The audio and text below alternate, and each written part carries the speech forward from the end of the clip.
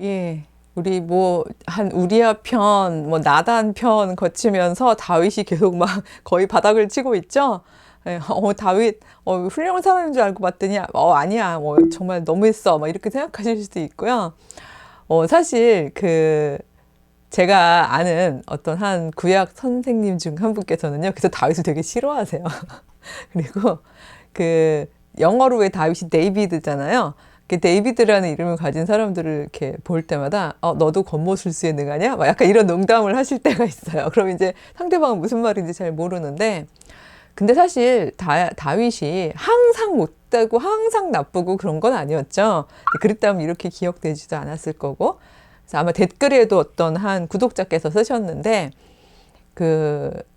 사람이 다 입체적이잖아요. 그렇죠? 그래서 어떨 때는 뭐 나쁜 선택을 할 때도 있지만 또 어떨 때는 좋은 선택을 하기도 하고, 더군다나 여호와 신앙 안에 있는 사람이라면 기준점이 있기 때문에 그래도 내 안에 있는 여러 가지 데이터가 여호와께서 기뻐하시는 선택을 해야 한다는 이런 어떤 기준점이 있기 때문에 훨씬 여호와를 업신여기지 않는 선택을 하게 될 거라고 생각하고요. 또 뭐 우리아나 이렇게 나단처럼 뭐 정직하고 올곧거나 아니면 지혜롭고 아주 전략이 훌륭하거나 이런 방식으로 여호와의 뜻대로 살아갔던 사람들의 이야기들을 또 우리가 일종의 아이템처럼요, 게임 아이템 같은 것처럼 이렇게 머릿속에 잘 넣어놓고 가슴에 새기고 살면, 그러면 최소한, 왜 저는 게임은 안 해봤습니다만 왜 그런 거 있죠, 게임하다가 필요할 때 딱딱 적당한 아이템이 나와야 되는 것처럼 마치 이때 우리아는 혹은 이때 나다는, 이런 생각을 저희가 할 수 있을 것 같다는 생각이 들어요.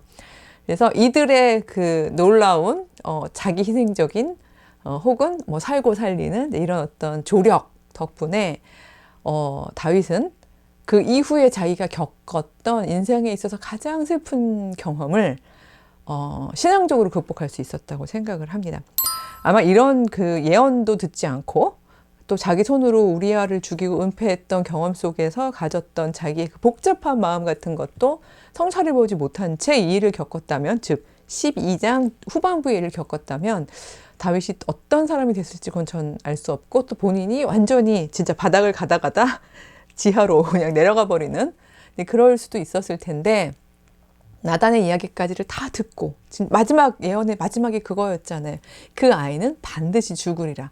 여기까지를 듣고 난 뒤에 겪었던 일들이기 때문에 다윗이 그 일을 해석해 나가는 것이 좀 남달랐다는 생각이 듭니다.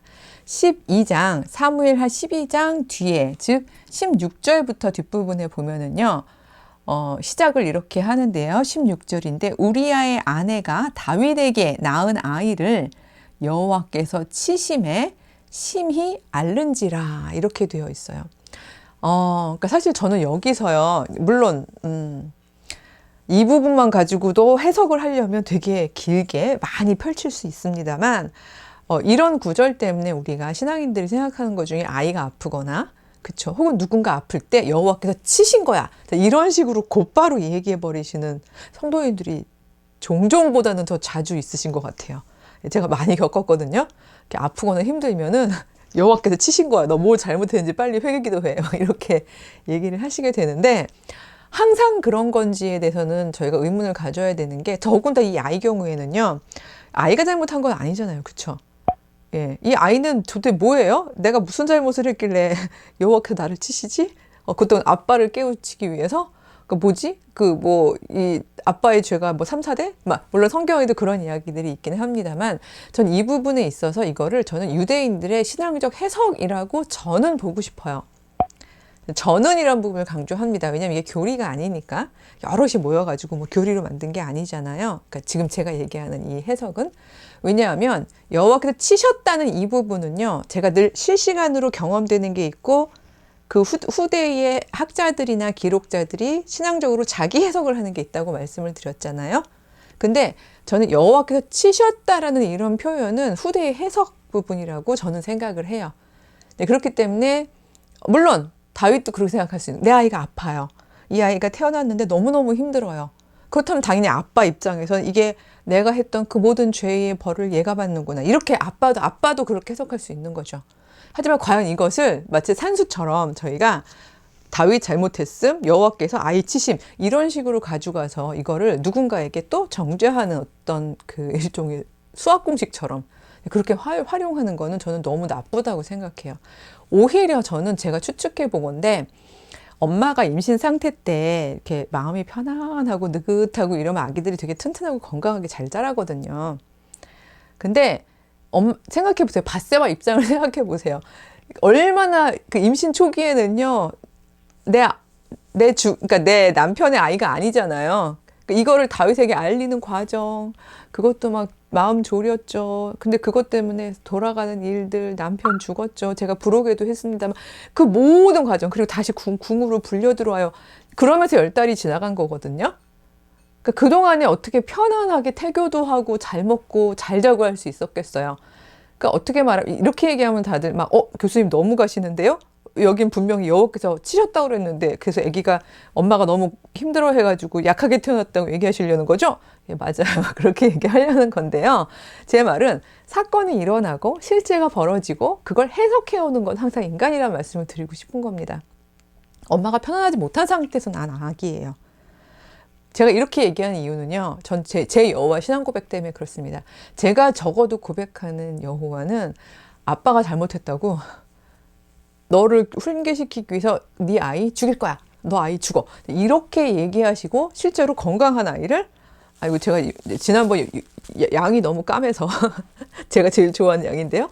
하나님의 여호와의 생명 안에 있는 거죠. 생명장 이런 이유로 용도 폐기 이렇게 하시는 여호와라고 저는 신앙 고백을 할 수가 없거든요.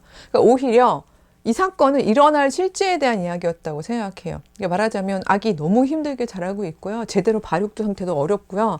그 아이 제대로 못 자랄 거 너무 뻔하다는 이야기를 나다는 그 말씀을 받으면서 너의 아기 반드시 죽는다. 이거 반드시 죽는다는 건 여호와께서 팍 죽였다는 뜻이라기보다는 이 아이가 생명을 풍성하게 살아낼 수 없는 조건들 속에서 태어날 거고 그 결과적으로 아이가 생명이 사라질 것이라는 거에 대한 이야기가 아니었을까라고 엄마인 저는 그렇게 해석하고 싶고 여호와의 사랑을 믿는 저는 그렇게 해석하고 싶다는 얘기인데 이것이 살아내는 사람들 입장에서도 그리고 후에 해석하는 사람 입장에서 그 여호와께서 치셨다라고 해석할 수는 있다는 거죠. 예. 그리고 이걸 이렇게 길게 말씀드린 이유는 제발 이 구절 하나만 가지고 이렇게 뽑아와가지고 가뜩이나 아이 아프거나 집안에 우환이 있거나 힘든 사람들한테 정죄하는 이야기는 안 하셨으면 좋겠어서 길게 말씀을 드린 거고요. 그 뒤에 보면 16절에요. 다윗이 그 아이를 위하여 하나님께 간구하는데요. 금식하고 들어가서 밤새도록 땅에 엎드려졌다고 얘기했어요. 그 아이가 아프고 힘드니까 금식하면서 기도를 한 거죠. 자, 다윗의 금식 기도 들어졌을까요? 안 들어졌을까요? 저는 금식 기도할 때 이것도 계속 제가 조심스럽게 얘기를 합니다만 왜 그런 것 같아요. 저희가 그냥 기도할 때랑 금식 기도할 때 금식 기도하면 하나님께서 들어주실 것 같다라고 또 그러니까 저는 이건 잘못이라고 생각하는데 잘못 해석하시는 분들이 많은데요. 금식 기도의 이 마음은요. 그야말로 나의 간절함을 표현하는 거지 여호와를 조정하려는 마음은 전 아니라고 생각해요. 여호와께서는요. 그 절대적이시고 우리랑 상응하시지만 그 결정을 스스로 하시는 분이죠. 오죽하면 이름이 스스로 있는 자겠어요. 따라서 너 굶었어? 좀 굶고 있어? 그럼 내가 좀 마음을 바꿔볼까? 이런 거는 아니라는 거죠.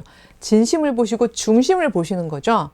그래서 마음을 바꾸실 수 있는지 이 아이는 지금 너무 이제 아프고 힘든 상태의 아이였는데 막 그 금식 기도하면서 진짜 오죽했으면 왕이잖아요. 그러니까 막 신하들이 그랬어요. 아이고 드셔야 돼요. 예, 지금 그런 거 있죠. 당신의 몸은 개인의 몸이 아니에요. 근데도 뭐 치금을 전폐하고 이러니까 이제 걱정이 많았는데 아이가 결국 죽었어요. 여기 보면 이제 1회 만에 죽었다라는 표현이 나오는데, 그러니까 아기가 건강하지 못하게 태어나고 금방 죽은 거죠. 근데 죽으니까 이제 신하들이 난리가 난 거예요. 이제 큰일 났다. 야, 이거 살아있을 때도 막 기도하시면서 그 밥도 안 먹고 곡기도 막 끊고 막 이랬는데 이거 아기 죽은 거 알면 소위 말해 줄초상이 나겠다라고 생각하면서 막 쉬쉬하고 있는데 맨날 와서 그래도 보고하고 막 자기 살피고 막 이러던 사람들이 안 오니까 다윗이 눈치가 빠르잖아요. 알은 거예요. 금방 알았어요. 그래서 19절에 보면 이렇게 나옵니다. 다윗이 그의 신하들이 서로 수군거리는 것을 보고 그 아이가 죽은 줄을 다윗이 깨닫고 신하들한테 묻되 아이가 죽었느냐? 그러니 대답하여 죽었나이다 하는지라. 자, 이렇게 되면 그 다음에 어떤 일이 벌어질까? 이제 뭐 아시는 분들은 대부분 아시겠습니다만 20절에 보면 신하들이 예상한 거랑 다른 방식으로 다윗은 행동합니다. 다윗이 그 말을 듣고요. 땅에 일어나서 몸을 다 씻고요. 기름 바르고요. 의복 갈아입고요. 여호와의 전에 들어가서 경배하고요. 경배했다는 게 중요한 거예요. 아니 하나님 이게 아닌 거죠. 경배하고요. 그 다음에 왕궁으로 돌아와가지고 명령하면서 자 내가 밥을 먹고 기운을 차려야겠다. 음식 먹고요. 예, 그리고서는 이제 정신 차리고 이제 소위 말해서 다시 이제 일상을 살아가게 되는 거죠. 신하들이 신기했던 거예요. 21절에 묻습니다. 아니 아이가 살았을 때는 그렇게 금식하고 우시고 막 그랬는데요. 애가 죽었는데 어떻게 일어나서 잡수시고 이게 뭐 일상을 이어가시는 거죠? 무슨 일이죠? 궁금했던 거예요. 그때 다윗의 말입니다. 금식의 포커스가 아니라 그가 기도하는 동안 간절히 땅에 엎드리는 동안 제가 언젠가 신하신자 보여드렸는지 모르겠어요. 신하신자가요 이렇게 굽혀있는 모양이라고 했죠. 왕은 서 있잖아요. 이 왕으로 살아가면서 우쭐우쭐했던 자신의 마음과 자신의 행동이 어떤 결과를 가져왔는지를 비로소 깨달으면서 엎드린 거죠. 여호와 업신여김이 없어진 거예요. 여호와 앞에 엎드리면서 그가 했었던 그 수많은 아마 필름처럼 지나갔을걸요. 내가 어떻게 이런 일을 내가 했었단 말이지 라고 생각할 만한 그런 몸서리 쳐지는 일들, 그런 일들. 그리고 아마 밧세바 여긴 안 나와 있지만 밧세바가 얼마나 고통받았을지도 저는 느꼈을 거라고 생각을 하는데 이런 것들을 쭉 이렇게 느끼고 깨달으면서 하나님께 엎드렸던 건데 결과적으로 하나님의 대답을 들은 거죠. 하나님께서는 나의 잘못이 이만큼 크다고 생각하시는구나. 아기에게 얼마나 미안하겠어요. 그렇죠? 그러니까 저는 이 초점이 아버지의 자복에 있어야지 이것이 여호와의 치심에 있으면 곤란하다는 생각을 이제 전 늘 하는 겁니다. 그래서 그렇게 하고는 다윗이 굉장히 많이 바뀌었는데요. 22절에 보면 대답이 이렇습니다. 아이가 살아있을 때 내가 금식을 하고 통곡한 것은 혹시나 여호와께서 나를 불쌍히 여겨주셔서 아이를 살려주실는지 누가 알까? 그 마음 때문이었다. 이게 여호와 신앙의 정수입니다. 다윗이 했기 때문에 정수라는 게 아니라요. 우리가 기도할 때 우리가 해야 되는 건 반드시 들어주세요가 아니라 아뢰는 거예요. 지금 제 마음이 이렇습니다. 그것이 회개이든 간구이든 당신이 결정해 주세요. 가장 좋은 것을. 제가 알고 있는 것보다 더 궁극적으로 좋은 것을 하나님 당신이 아시오니 당신이 제 삶 속에서 그리고 저의 방향을 다 결정하는 부분에 있어서 당신이 보여주세요. 라고 간곡하게 마음을 맞추는 거거든요. 이렇게. 이렇게 하면 이티가 되는 거고요. 이렇게 하면 하나님하고 내 마음이 이제 맞춰주는 게 되는 건데 바로 이 간구를 애써서 했는데 하나님의 답을 받은 거죠. 받고서 아멘 한 거예요. 화살표가 다릅니다. 제가 좋아하는 막스 베버 있잖아요. 제가 늘 막스 베버 많이 얘기하는데 막스 베버가 종교적으로 이렇게 구분을 했어요. 그 사람이 신앙적으로 구분한 건 아닌데 되게 신앙적이에요. 뭔가 하면 자기가 관찰을 해봤더니 여러 종교들을 관찰을 해봤더니 대부분의 대중 종교들은 되게 매지컬, 즉 마술적 그 신앙을 가지고 있더라. 마술적 신앙의 화살표는 우리 편집자가 잘 화살표 해줄 거라고 생각하고 이렇게 아래에서 위로 올라가는 화살표라는 거예요. 마술적 신앙은. 즉 아래에서 위로 올라간다는 건 무슨 말인가 하면요. 신을 자꾸 조정하려고 한다는 거죠. 우리말을 좀 들어줘. 가장 적나라한 경우가 거부가 머리를 내어라 안 그러면 구워 먹는다고 그랬나요? 예, 그런 협박부터 시작해서 오죽하면 인신주의 같은 경우에는 그쵸, 뭐 아들을 바치는 일들까지를 포함해서 협박부터 당근까지 다 이렇게 우리가 이렇게 잘할 테니 마음을 바꿔 라면서 신의 마음을 조정하려고 하는 아래에서 위로 올라가려는 그 방향성만 있는 게 매지컬, 마술적 신앙관이래요. 근데 많은 대중종교가 그런 거가 보이는데 여호와 신앙, 즉 유대교 신앙의 정수는 본인이 종교적으로 볼 때는 오히려 위에서 아래로 내려오는 여호와의 뜻을 받는 거다. 전제 없이 받는 거다. 아멘으로 받는 거다. 그래서 화살표가 위에서 아래로 내려오는 거다. 이것이 유대교적인 신앙관이다. 특히나 예언자적인 신앙관이다. 이렇게 표현을 했더라고요. 근데 굉장히 제가 공감을 하거든요. 뭔가 하면 기도는요. 내가 아뢰긴 하지만 내 뜻대로 해달라고 막 하는 게 아니라 예수님도 겟세마네에서 그렇게 기도하셨지만 하나님의 뜻이 내 안에서 이루어지고 하나님의 뜻과 내 뜻이 맞닥뜨려지기를 원하나이다. 이게 기도거든요. 그래서 이렇게 위에서 이렇게 내려오는 걸 받는 게 기도예요.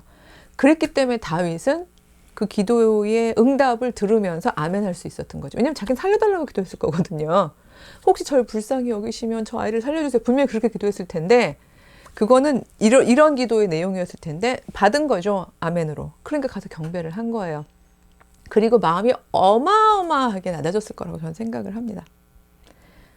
왜냐하면 정말 이 결과는 자기 딴은 머리 좀 썼다고 좋아했었을 수도 있었을 거예요. 그렇죠? 완전 범죄야 막 이러면서. 근데 그 결과가 너무너무 기가 막힐 정도로 처참한 거잖아요. 그래서 그거를 누가 할까라고 했지만 죽었으니 내가 어찌 또다시 금식할 필요가 있겠느냐. 그 다음 말이 저는 엄마가 되고 난 다음에 오히려 그 뒷말이 더 이렇게 크게 와닿았던 부분 중에 하나였는데 지금은 죽었으니 내가 그다음에 내가 다시 돌아오게 할 수는 없다. 그러나 내가 그에게로 갈 수는 있다. 그는 내게로 돌아오지 아니하리라. 이런 이야기가 있어요. 그러니까 이게 그건 거죠. 지금 내가 그의 생명을 다시 살려내기 위해서 할 수 있는 일은 없다. 그러나 한 가지 확실한 것은 나는 그에게로 갈 거다. 그거죠. 지금 가지 않겠지만 제가 지난주부터 자꾸 울컥하면 안 되는데 왜 그런 거 있잖아요. 부모를 잃은 사람의 이름은 고아, 남편을 잃은 사람의 이름은 과부. 근데 자식을 잃은 사람은 이름이 없다라고 이야기를 할 만큼 그거는 있을 수도 상상만으로도 정말 울컥하는 그런 일들인데 이제 이런 일을 겪으면서 다윗이 겪은 거잖아요. 겪으면서 그가 하나 가진 것은 내가 할 수 있는 일을 앞으로 하겠다라는 결심을 하게 되는 거죠. 아마 제가 아까는 약간 가벼운 마음으로 아이템이라는 표현을 했지만 다윗의 삶 속에요. 그 아기가 여기는 이름이 안 나오니까 그 아이 이름이 뭐였는지 모르겠지만 그 아이가 어떤 한 이름으로 확 박혀 있을 거라고 생각을 해요. 요즘에 우리 정인이라는 이름 때문에 저희들이 이렇게 박혀 있잖아요.